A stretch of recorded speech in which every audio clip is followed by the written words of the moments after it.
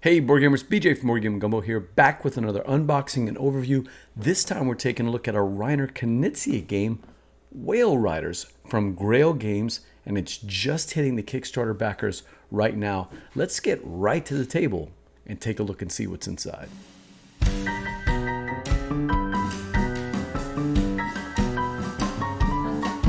All right, board gamers, we're looking at Whale Riders, a game with art by Vincent Dutré, made by Reiner Knizia, and we're doing it on a Game Toppers mat by Vincent Dutré.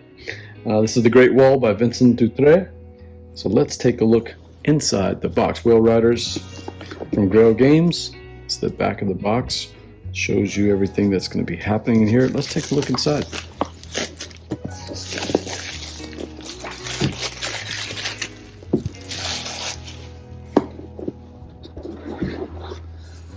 All right, so we got the instruction book. Oh, I like that. Look at this. I almost didn't even see that. Some beautiful art by Vincent Dutré. We are whale riders in the great northern hemisphere, all the way up at the top near the poles. This is the French. It's the French rule book. Let's see what else we got. This is the English rule book. It's a relatively simple game from what I can tell, so the rule book is not that long. Beautifully illustrated, lots of details, tells you the goals of the game, and some variants that you can play. So let's look, and of course how the game ends. What else do we have in here? Oh, as Bradley tells you, we love extra bags and the gumbo when we're doing these. So this is the Kickstarter edition that we're taking a look, and I don't know anything about the retail edition, unfortunately. I just didn't check that out. But one of the things I wanted to get in the retail edition was all these beautiful wooden pieces, wooden markers. So we got a bunch of whales here in all kinds of different colors. Oh, I like seeing that. And orange and red and yellow and purple and blue. Little teal or aquamarine, green. Cloth bag, we're going to use that for the tiles. Oh, I didn't remember this from the Kickstarter. In the Kickstarter videos I saw they were just plain cloth one, but this one has the artwork from the cards, I believe it is, and the stands, of course. Let's take a look there. Extra bags, of course. Do like that. And we've got lots of cardboard to punch here. We've got the board. It's bigger than I thought it would be. Okay, I've got the board upside down here. So we'll start over here on the sun port. We are trying to get in as much trading as we can at all the different ports before wintertime closes our ability to trade. So we'll start here, and on our turns we'll be trading with the cards that are here, or we'll be moving down, fulfilling contracts, basically changing in resources for pearls. Pearls are the money here. The person with the most pearls is going to win the game. When we get to the end here, as you can see this little symbol, it tells us we go back. Once we hit this at the end, we won't be able to move anymore, but that'll give us the money we need to buy the pearls that'll be located in this part of the market. And once all of those pearls are gone, that'll trigger the immediate end of the game. But you get one pass down the coast and back. And it's very detailed, just beautiful board. Oh, I like this. I like all the individual little details down inside the coastline there. Of course, we'll go all the way down to the crab port and then back to the sun port right there. All right, let's see what's next. Lots to punch out. We've got the individual whale riders. I mean, a game called Whale Riders. We got to have whale riders. We'll be using the standees for those. This game is for 2 to 6 players, and we've got 6 different whale riders. Each one just beautiful, gorgeous art. Look at that. I like those.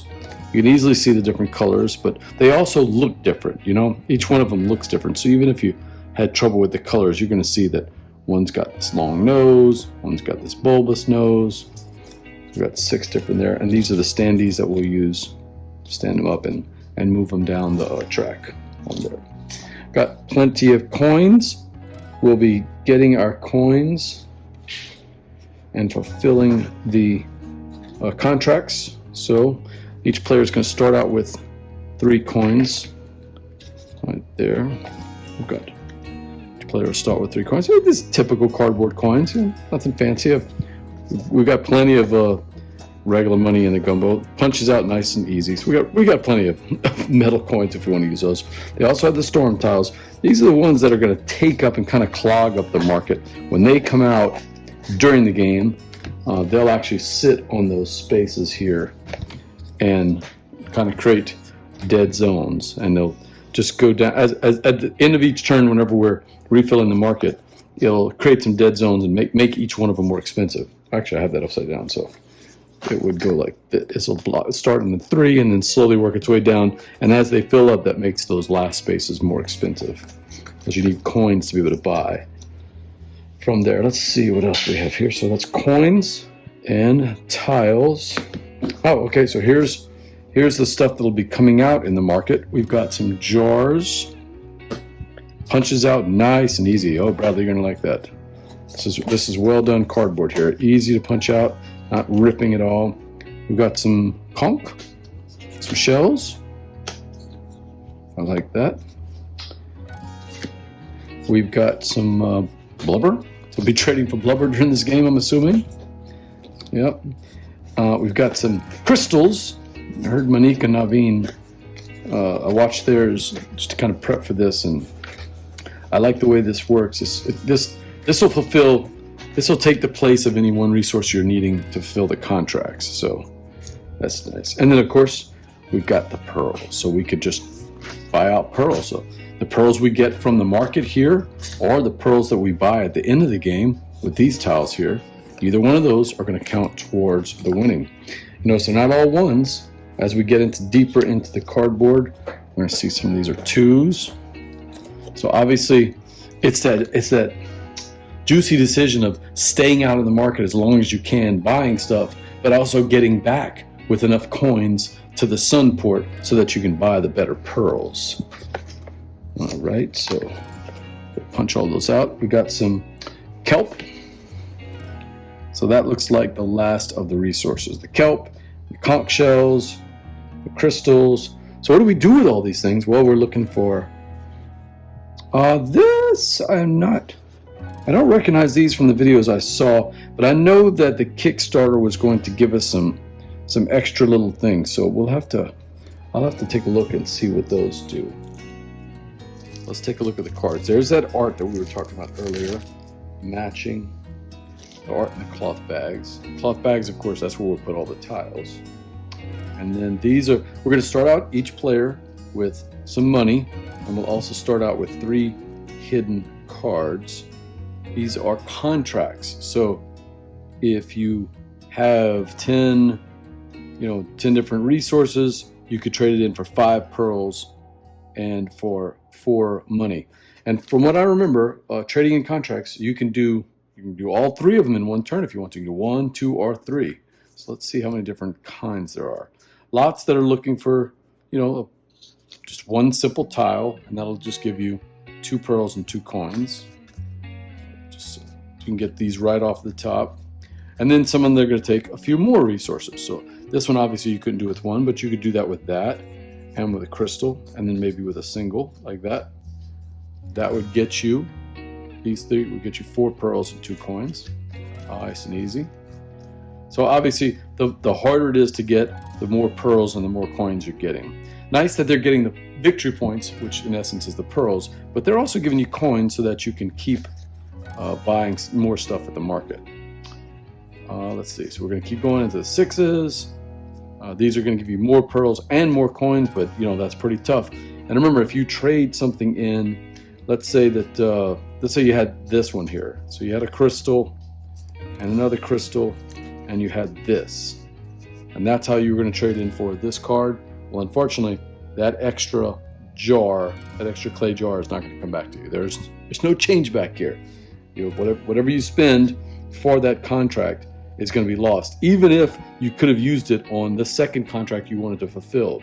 At least in the Kickstarter videos I saw, that's what happened. So we'll double check the rules as we pull them out, so we can see if there's any changes. But I think with Dr. Reiner Knizia's games, they're pretty much solid whenever he has them ready for publishing. Oh, there's some tough ones there. So You need 2 of every single resource, but lots of pearls and lots of coins.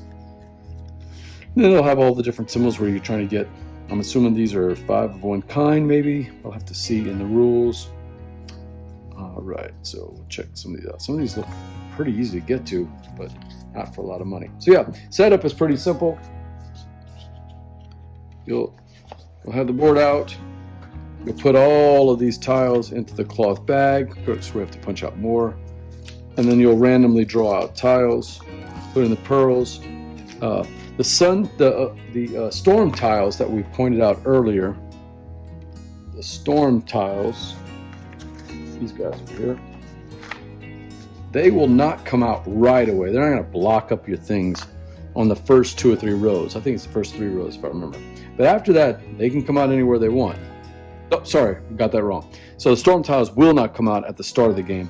What it is that you're going to limit these triples as to how they come out. They won't come out in the first three rows. And we'll try to keep the storm tiles. Storm tiles will come out as the game progresses out of the bag. So obviously, if you wait too long, everything on the board is going to be more and more expensive.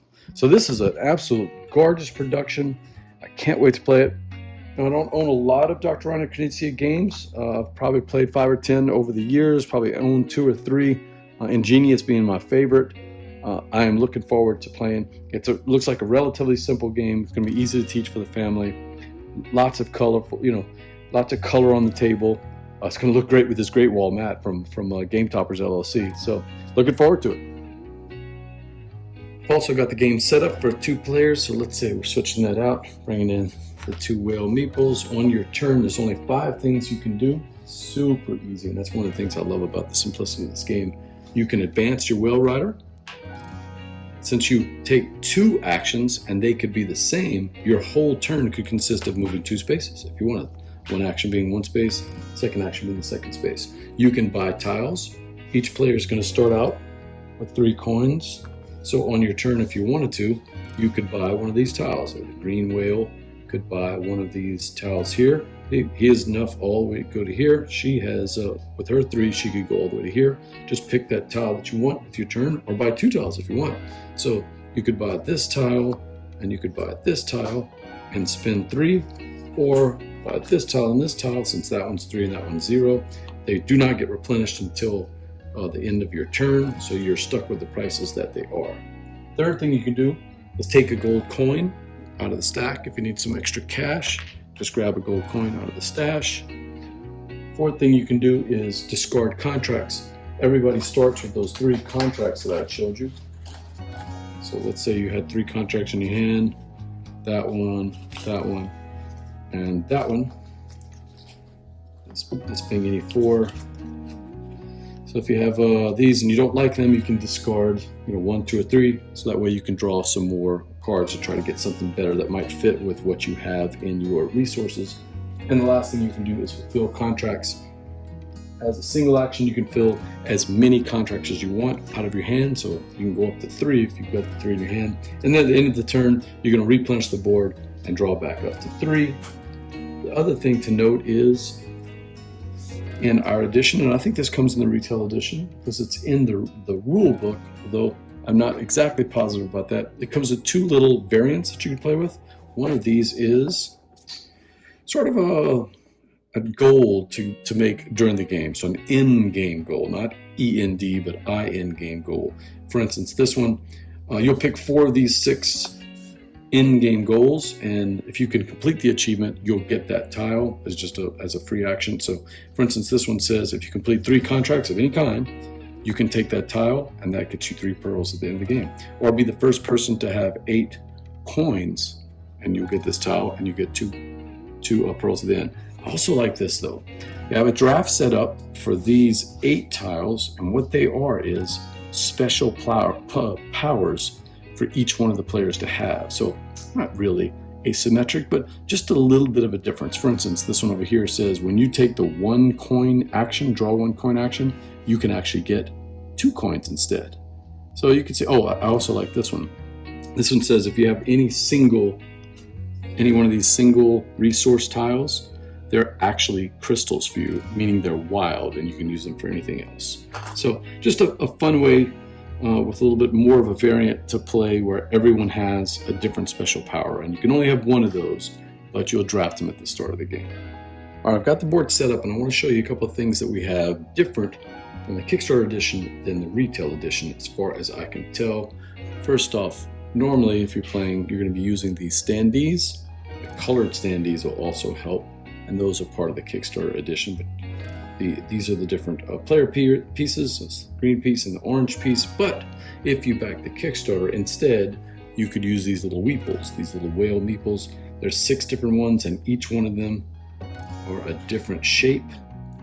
Last thing to show you, this is the pearl setup that I wanted to show you. Once we've gone, all of the players have made their way back to, they've gotten all the way to the Crab Coast port, and they've made it back to the Sun port. Whenever a player makes it back, then they can spin on their turn. They can start spending cash for these different pearls. And as you can see, the cheapest ones will only get you 1 pearl. The most, oh, I have that backwards. Most expensive ones will give you 3 pearls all the way there. But as players draw them out, so if I had 3 coins, I'll buy these here. They actually make the better ones more expensive, less expensive for the other players. Note that there is always a storm tile here, so it's always going to cost something. It'll never be free. They'll have to pay something at the end of the game. All right, that's Whale Riders. We just got our Kickstarter backed copy in our hands. We opened it up for you. We took a look at the gameplay. Looks a lot of fun. We're going to get it to the table tonight. Maybe do a little video review later. So we're looking forward to it. It's like a beautiful production from Grail Games. Until next time, laissez les bon temps rouler.